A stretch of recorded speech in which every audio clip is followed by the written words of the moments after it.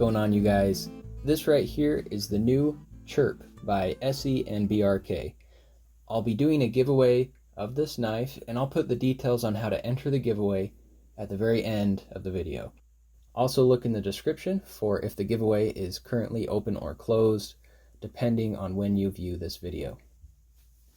So the Chirp was designed by ESEE Knives / Randall's Adventure and Training School of Survival and manufactured by BRK, Blue Ridge Knives.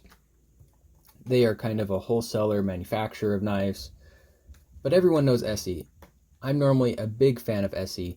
They make great fixed blade knives right here in the USA.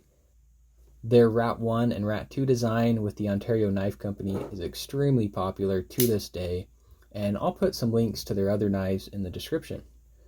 But let's take a look at what we get with the Chirp. On this one, we've got green olive drab micarta scales that are rounded at the edges with stainless steel liners. It also comes in brown micarta or carbon fiber. It opens with a nail nick and I think a ball bearing pivot. It has D2 steel with a classic spear point shape, a flat grind, and a satin finish. It's a liner lock, and we'll definitely be getting to that later. It has a stainless steel pocket clip that is tip up or tip down but not reversible. It's made in China, and you get all this for 20 bucks. So let's get into what I like and then what I dislike. So the first thing I like is the price. The full MSRP is 30 bucks, but right now you can get the micarta versions on sale for about 20, and the carbon fiber version is about 10 bucks more. But even the full price of $30 is competitive for D2 and micarta. It's not unheard of these days on a budget knife, but it's definitely a good deal. But the on-sale price of 20 bucks is a fantastic deal for the materials. I like the slim profile and shape, besides the liner hump here, but it's really not going to take up too much real estate in your pocket. The second thing I like is that for a nail nick knife, it flies open. And I think it's on a ball bearing pivot. I haven't taken it apart yet to be sure. And it's actually kind of drop shutty. How many nail nick knives are out there that are drop shutty? And I actually like it being so loose. I have memories as a kid of nearly ripping my fingernail off trying to pull out nail nick blades out of rusty old dirty multi-tools. So the ease of opening for a nail nick is great, although I would always prefer a thumb stud or a flipper. The fidget factor, if that's important to you, is obviously not as good as a thumb stud or a flipper, but it's actually not that bad. I mean, it's kind of a two-hand fidgeter for me to get the nail nick out, but you can kind of get the nail nick out just a little bit and then flick it the rest of the way out. And someone on here might tell me why I shouldn't do that, but I don't care.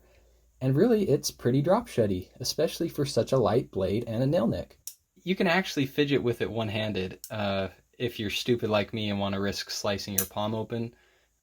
And it's kind of fun and probably really stupid and dangerous to be doing what I'm doing here, so I do not recommend you do that. But it's doable, it's fidgetable. And one thing I forgot to mention is that I really like about this knife is how incredibly sharp it came straight out of the box. And I've been handling dozens of knives in the past couple of weeks and doing sharpness tests, and this is actually the sharpest knife straight out of the box that's been in my hands in the past couple of weeks. So now let's get into what I dislike, or I guess what I think is a little bit odd. So number one, the elephant in the room, or the camel hump in the room, is the liner lock. It does make it easy to shut, okay, but it's huge. I reached out to ESEE about this knife, and specifically about the tab, and they replied to me in like 5 minutes, and I didn't actually expect a response at all. They said, the Chirp was designed as a small, general-purpose folder for everyday carry. The camel hump on the liner lock is designed to facilitate easier release of the lock. And some of you are like, why would you even ask them about that? That's obviously what it does. But I was just curious if they were going to say anything else about it, like anything somewhat apologetic about it, but that's all I got. So it definitely does do that. It's very easy to shut. And I think that could be useful to you in a handful of situations. I mean, if you have poor dexterity in your hands, if you're sweaty or bloody or cold or wearing gloves, you're still going to be able to shut this knife. Although to me, it's kind of weird to pair ease of closing with hard to open. If the overall purpose of the design was ease of closing and opening, then that would make more sense. Then I would prefer a thumb stud or a flipper over the nail nick to accomplish that. And then you really could open and close this knife easily, even with gloves on. So the second thing I don't like, the camel hump liner lock also gets in the way when you're holding the knife. So here's your options. You can hold it like you normally would and have it jabbing into your index finger. Or if you put your fingers behind it, you're going to lose a decent amount of purchase on the handle. Or if you put your finger in front of the tab, which is the most comfortable and natural, you're getting awfully close to that blade. Dangerously close. I mean, you're just millimeters away from cutting yourself.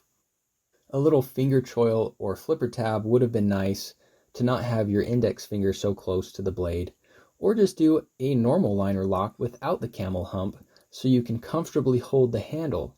And this thing also makes me nervous that you could accidentally release the lock while working with the knife. The third thing I don't like is the pocket clip. The ratio of clip to handle is very high. It's probably like 80% of the handle. You essentially don't have a micarta scale on this side. You have a pocket clip. But if I was keeping this knife and not giving it away, I would probably remove the pocket clip and have it be a little pocket dropper or even fifth pocket carry. And I think its slim design would actually work pretty good for that. Also, if I kept this, I'd probably try to do something about that camel hump. The fourth thing I don't like is just the overall workmanship. There's definitely some blade play going on. The centering is okay on mine, maybe a little bit to the left, but it's close enough. I wouldn't complain about that. But I have seen others that weren't so good. I think the biggest flaw of this knife is the fact that ESEE is outsourcing their folders. I mean, it seemed to go okay in the past with BRK, with the Avispa and the Zancudo. It probably worked out the best with the Rat series by Ontario Knife Company, but honestly, they probably need to control more of the process so they aren't lending out their good reputation to other manufacturers with the potential for it to be damaged along the way. I would say maybe they need to start making their folders in-house in the US, or be more careful about who they partner with in the future and which designs make it to production. So should you buy this knife? It's not a yes and it's not a no. It's a think twice for me. Look at your options. Overall, I probably mentioned more bad than good in this review. So I thought before I did this video that I was just gonna give this one away and that was it. But now I actually think I'm probably gonna buy another one because it's only 20 bucks. It's only 20 bucks. It's a fun knife because it's different, and it's D2 steel, micarta handles, and it's very sharp. It's fun to play with. Yeah, I'm not a huge fan of the design, and I think there's some design flaws or just some things to be aware of to use the knife safely. You know, there's some blade play and some imperfections and that sort of thing, but for 20 bucks, it's a fun little knife, and I'm probably going to buy another one. If this is going to be your only knife and you're looking for a budget knife, I'd probably try to steer you in a different direction. For a little bit more, you could get the OKC Rat 1 or Rat 2, or for about 30 bucks right now, you could get the QSP Penguin, which also comes in D2 and micarta, a unique denim micarta, and this knife might be one of the best buys out there right now for a budget everyday carry knife. And I'll be doing a video on this one shortly. I'm not sure yet if I'll do a giveaway on the Penguin or if I want to keep it around for size comparisons. If you want to be entered into the giveaway, please like, comment, and subscribe. And comment what knife you would like me to do a video on next. And also that you would like to be entered into the drawing. One of you will be chosen at random, and I will ship it to you for free. This is only open to my US viewers, not that I don't appreciate my viewers in other countries. I just don't want to spend more on shipping than this knife is worth. I've got some more footage for you with some music, but that's it for me. Thanks for watching, guys.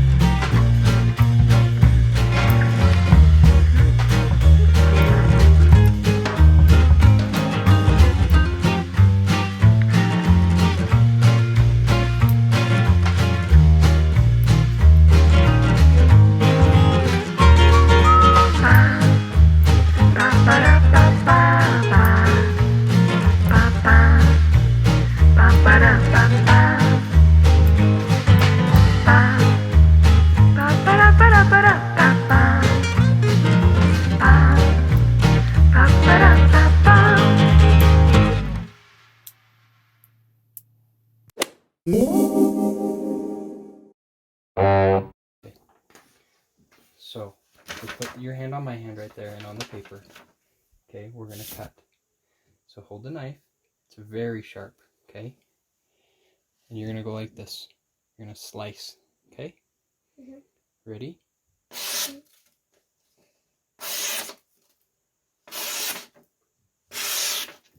Put your hand up a little higher. Put your finger right there. Here you go. Push into it.